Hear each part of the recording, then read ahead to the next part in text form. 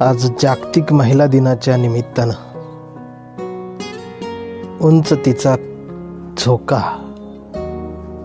ही कविता आपल्या सर्वांसाठी. त्यानं दार लावलं, दाराची आतली कडी लावली,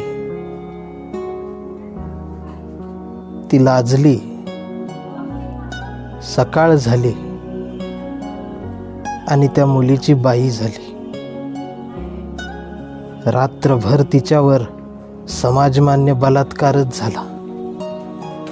गेल्या 4 वर्षापासून रोज दार बंद होतं, आतली कडी लावली जाते, तिचं लाजणं जराही बदलत नाही.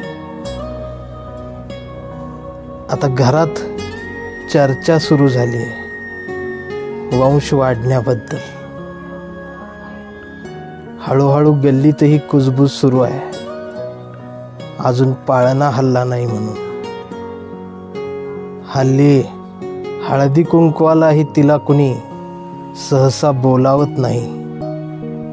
उंबऱ्यावरचं माप ओलांडून आलेल्या तिच्या लक्ष्मीच्या पावलांना आता पांढऱ्या पायाची म्हणून हिणवलं जातंय.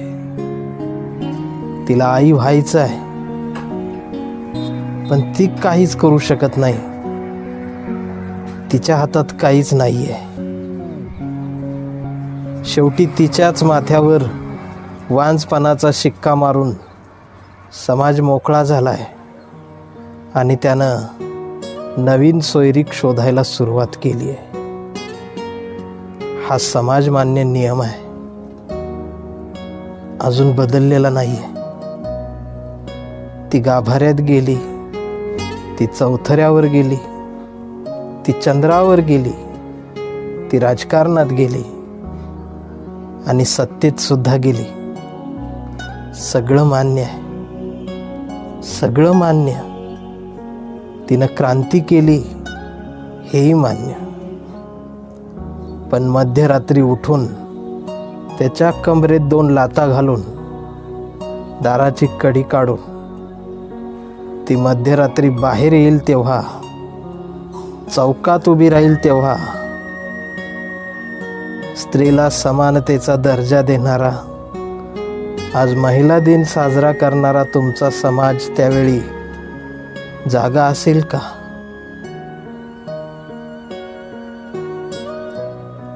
उंच माझा झोका